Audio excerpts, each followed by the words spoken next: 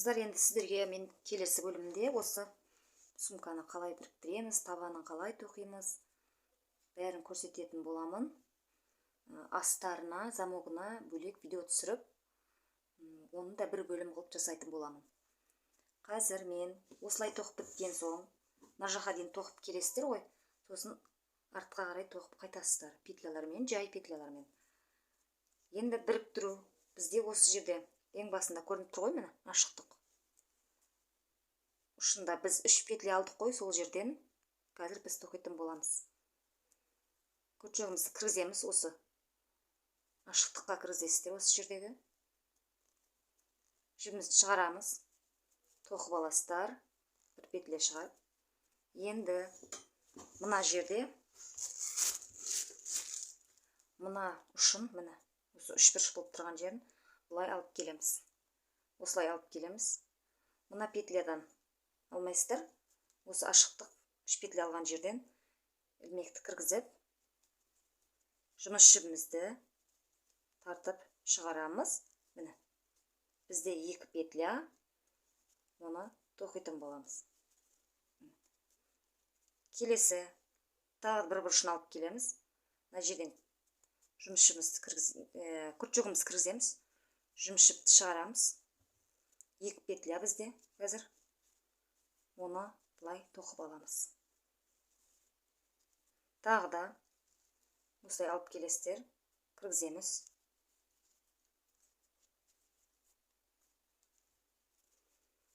Осылай кіргіземіз. Жұмыс жібін шығарамыз. 2 петля. Осылай 2 жіпті бірге тоқимыз. Тағы да келесі бұрышты алып келеміз. Күртшікті алдынан емес, ал жағынан емес, міне, мына жағынан кіргізесіздер. Шығарамыз. Жұмыс жіпті мына жақтан келесіздер. 2 петля болды бізде қазір күртшігімізді. Осылай тоқып аламыз. Дәл осылай 2 бетін тоқимыз. Бір бетін қалай тоқыдыңыздар, арғы бетінде солай біріктіріп аласыздар. Түсінікті болды деген ойдамын. Негізі өте оңай.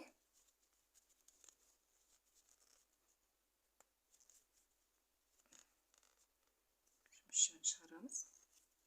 Кіргіземіз. 2 петля. Ең соңғы бұрышты тоқыдым мен қазір. Көрдіңіздер ме? Осылай болды. Бізде.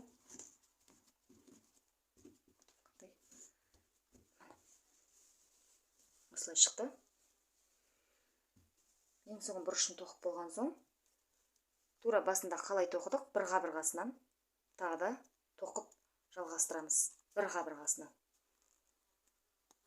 Басында қалай тоқыдық, осылай жарты қабырғадан.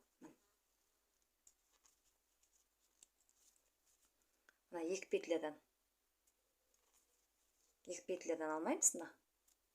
Көрінбей тұр ма? 2 петлядан кіргізбеңіздер. Тура бұрынғыдай сол бір жарты қабырғасын тоқып до конца тоқимыз басына дейін.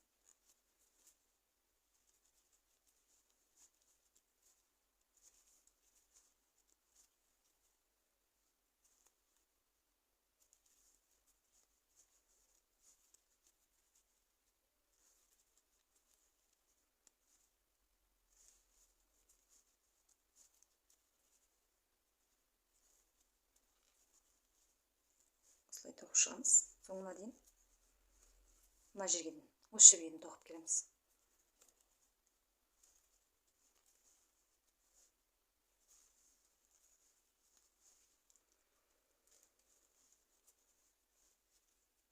Бейді тура солай. Өйткені біз қазір бұл жерге табанын тоқимыз. Жарты табанды осы бетіне тоқимыз, ал жарты табанын келесі бетіне тоқимыз. Табан дегенім қазір көрсететін боламын. Ол біздің сумкамыздың асты жағы болады. Соны тоқитын боламыз.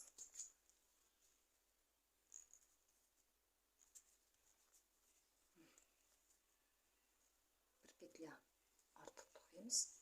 Бұлай айналдырамыз. Енді біз қазір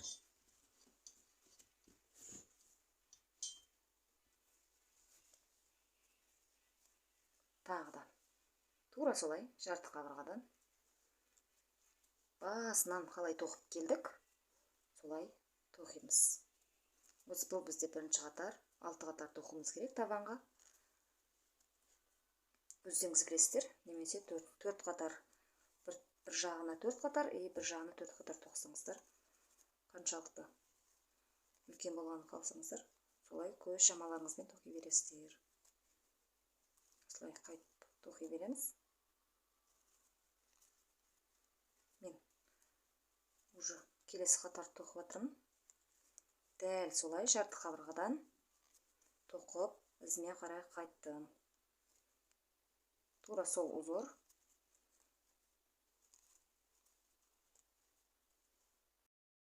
Так, қыздар, мен де мына жерге ортасына келдім. Ортасында қалай тоқимын демеңіздер, тура дәл солай жарты қабырғадан тоқып өтіп кетеміз. Дәл ортасынан да тура солай өтіп кетесіздер. Ешқандай өзгеріс жоқ. Келесі қатарда кішкене оңайлау болады ол жер.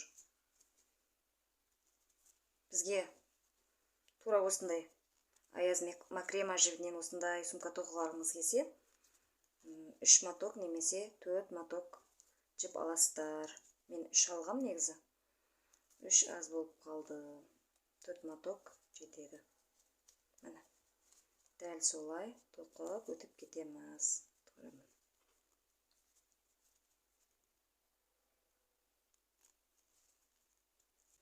3 немесе 4 қатар тоқитын боламын.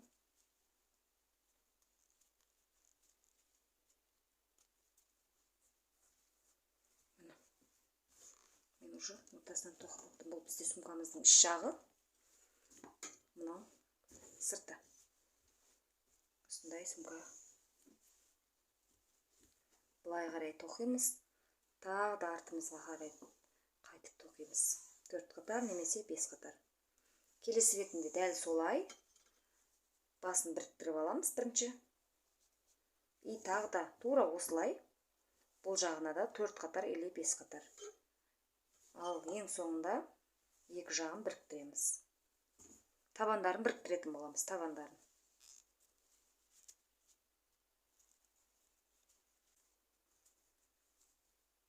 Егер сіздерге ұнаса, өздеріңіз тоқып ұстасаңыздар болады. Ішіне астар саламыз, астарлайтын боламыз, замок пенен, замок болады.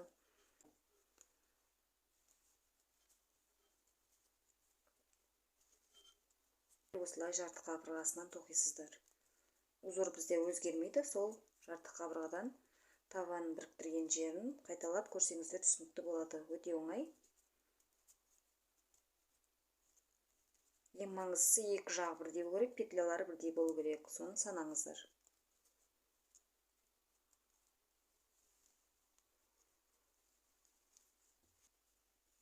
Ішкі бетін осылай бір-біріне қарама-қарсы.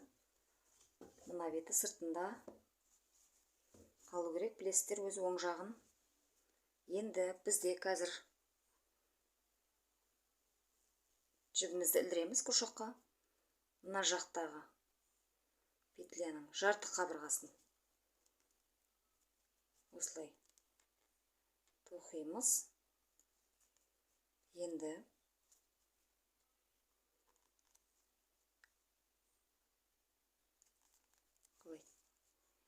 осы қабырғадан мына бетімізден жарты қабырғасын, мына бетімізден біріктіреміз. Алдыңғы қабырғадан аламыз. Осылай шығарамыз, тоқимыз. Мына жақтағы қабырғамыздан алдындағы қабырғадан кіргіземіз. И мына жақтан тоже алдындағы қабырғадан кіргіземіз. Жарты қабырғадан тоқимыз. Столбик с накидом тоқимыз. Жарты қабырғасы, мына жақтан жарты қабырғасы шығарамыз. Екі, соны тоқимыз. Мына жақтан жарты қабырғадан көріп тұрмын. Осы жарты қабырғадан осылай тұрса, жарты қабырғасынан кіргіземіз. Мына жақты аламыз. Осы жағынан жарты қабырғасынан кіргіземіз. Жібімізді шығарамыз. Осылай тоқимыз. Мына жақтан жарты қабырғасын.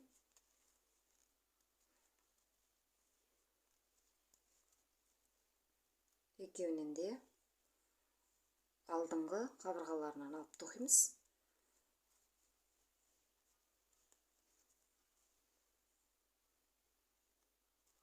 Өздеріңізге қалай ұнайды, солай біріктірсеңіздер болады. Мен осылай біріктірдім. Егер сіздер басқаша біріктіріп білем десеңіздер, өздеріңіз басқаша қылып біріктіріп қойсаңыздар болады.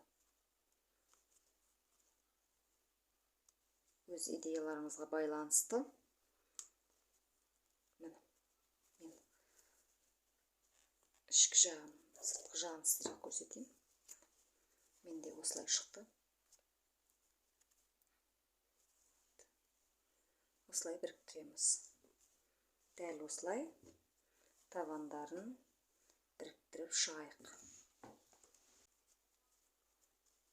Осылай табанын бір-біріне біріктіріп шығайық. Қыздар, енді қараңыздар, мен табанды осылай біріктірдім. Бұл ішкі жағы бізде.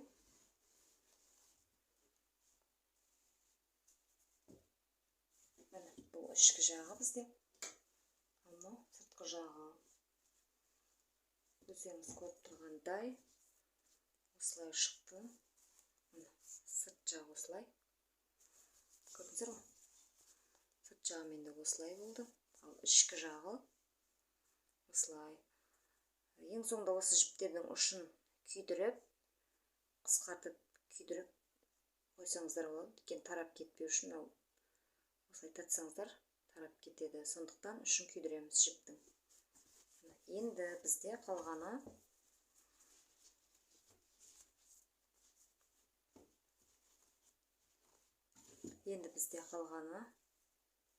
екі жағын тоқып көрсететін болдым. Екі шетіндегі қабырғасын бөлек-бөлек тоқып аламыз. Соңында осы табанына осыларға біріктіреміз.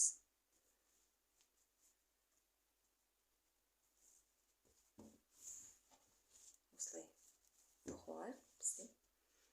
Менде келесі видео осы екі қабырғасын тоқу болады. Екі қабырғасын тоқып осы сумкаға біріктіріп көрсететін боламын.